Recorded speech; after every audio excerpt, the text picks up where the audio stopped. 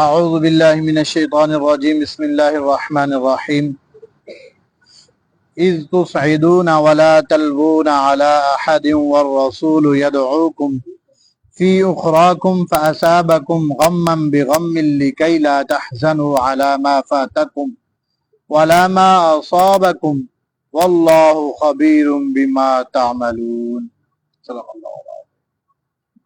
اچھا جی، جب معاملہ خراب ہوا، انہوں نے خالد بن ولید نے پیچھے سے حملہ کر دیا تو مسلمانوں کو اپنی ہوش نہ رہی. میں نے عرض کیا تھا کہ اس وقت تک دو گروہ موجود تھے. کچھ منافقین کو تو عبداللہ بن ابی وہ الگ کر کے لے گیا، کچھ ابھی تک موجود تھے، ان کا ذکر بھی آئے گا ابھی اسی آیت میں. اور فرمایا کہ اس وقت تمہاری حالت یہ تھی کہ تم کسی کی طرف توجہ ہی نہیں کر رہے تھے، بس بھگدڑ مچی ہوئی تھی اور تم بھاگ رہے تھے. اور اس حال میں کہ پیغمبر علیہ الصلوۃ والسلام وہ ایک کنارے سے تمہیں بلا رہے تھے، او لوگو، اللہ کے بندو، آؤ میری طرف، میں اللہ کا رسول ہوں، میری طرف جمع ہو جاؤ. لیکن تمہیں کچھ سجائی ہی نہیں دے رہا تھا اور ایک بگدڑ مچی ہوئی تھی. اور فرمایا کہ اللہ تبارک و تعالی نے تمہیں غم پہ غم پہنچایا. اور اس کا سبب بھی کیا ہے؟ فرمایا اس کا سبب بھی تمہیں سزا دینا نہ تھا بلکہ تمہاری تربیت کرنا تھا، آئندہ کے لیے تمہیں سیدھا راستہ دکھلانے کے لیے یہ سارا کام کیا ہے. توجہ سے ترجمہ سنیں گے یا پڑھیں گے تو انشاءاللہ یاد ہوگا. اذ تصعدون، جب کہ تم بھاگے جا رہے تھے، ولا تلوون، اور نہیں متوجہ ہوتے تھے تم، علی احد، کسی ایک پر، یعنی کسی بلانے والے کی بلاوے پر بھی تم متوجہ نہیں ہو رہے تھے، بس بھاگے جا رہے تھے.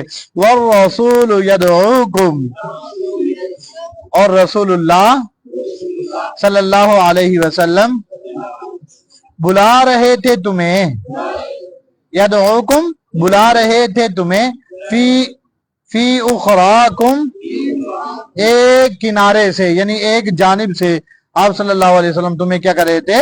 بلا رہے تھے. ٹھیک ہے جی، اگلا ترجمہ توجہ سے پڑھنا ہے جی.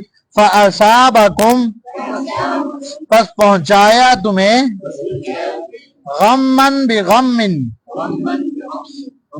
غم بدلے غم کے. اس کے دو ترجمے کرنے ہیں جی، دونوں کو بھی سمجھنا بھی ہے. پہلے کیا ترجمہ کر رہے ہیں؟ پس پہنچایا تمہیں غمًا بغم، غم بدلے غم کے. یہ ترجمہ کب کریں گے؟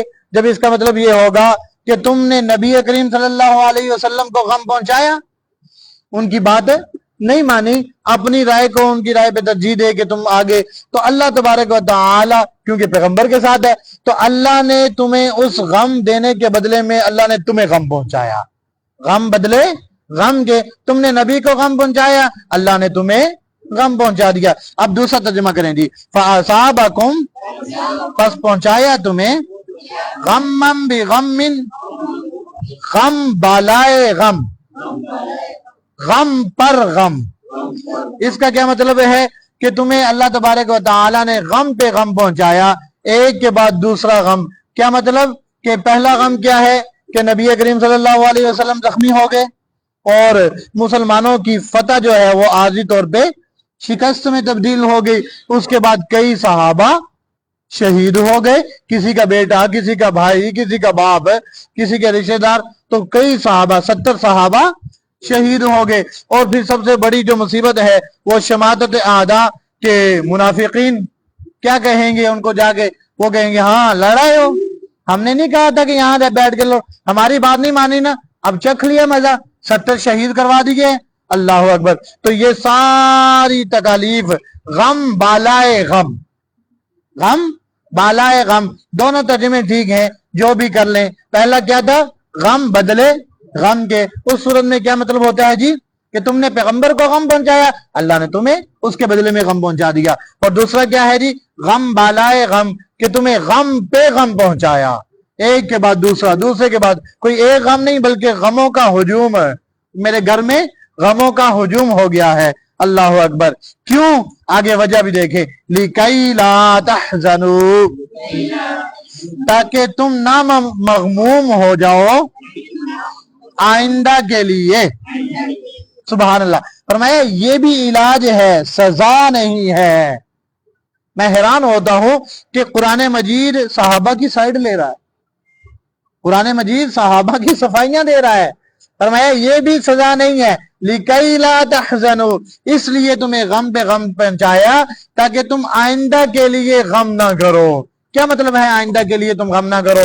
کہ جب پہلی دفعہ غم آتا ہے نا تو انسان پریشان ہوتا ہے، ہر کسی سے کہتا پھرتا ہے مجھے یہ تکلیف، حالانکہ وہ پہلا غم ہوتا ہے اتنا جھٹکا بھی نہیں ہوتا. اور تجربے کی بات ہے کہ انسان بڑا پریشان پھرتا ہے، بہت زیادہ غمگین ہوتا ہے اور دل پہ لے کے بیٹھتا ہے. لیکن جب ایک کے بعد دوسرا، دوسرے کے بعد تیسرا، تیسرے کے بعد چوتھا، تو وہ غموں کا بھیدی بن جاتا ہے. وہ غموں نے اس کے گھروں میں جب ڈیرا لگا لیتے ہیں تو پھر اس کے غم جو ہیں وہ کیا ہوتے ہیں؟ ہلکے ہو جاتے ہیں. بڑا ہی خوبصورت شعر ہے جی. رنج سے خوگر ہوا انسان تو مٹ جاتا ہے رنج. رنج سے خوگر ہوا انسان تو مٹ جاتا ہے رنج. مشکلیں مجھ پہ پڑی اتنی کہ آسان ہو گئیں. اتنی مشکلیں مجھ پہ پڑی، اتنی مشکلیں پڑی تو کہ اب جو کوئی مشکل پڑتی ہے تو مجھے آسان معلوم ہوتی ہے. میں کہتا ہوں یہ تو کوئی گل ہی نہیں، کیڑا نوی واری، خیر ہے یہ بھی صحیح. ٹھیک ہے جی. تو انسان یہ کہتا ہے کہ کوئی بات نہیں ہے. جب غم زیادہ ہو جاتے ہیں تو اس کو کیا ہوتا ہے جی؟ اس کو جھیلنا آسان ہو جاتا ہے. سبحان اللہ. آگے مستقبل کے لیے اللہ تبارک و تعالی صحابہ کا کیا کر رہا ہے جی؟ تربیت فرما رہے ہیں. لِكَيْ لَا تَحْزَنُوا، تاکہ تم مغموم نہ ہو جاؤ، عَلَى مَا فَاتَكُمْ، اس چیز پر جو تم سے فوت ہو جائے، جو تم سے کھو جائے، جو چیز تم سے کھو جائے اس پہ تم غم نہ کرو. وَلَا مَا أَصَابَكُمْ، اور نہ تم غمگین ہو جاؤ، مَا أَصَابَكُمْ، جو تکلیف تمہیں پہنچے. ٹھیک ہے. تمہارا کوئی اپنا چلا جائے، تمہارا کوئی نقصان ہو جائے، تم سے تمہاری کوئی چیز جو تمہیں محبوب تھی وہ تم سے کیا ہو جائے؟ جدا ہو جائے، تو پھر بھی غمگین نہیں ہونا.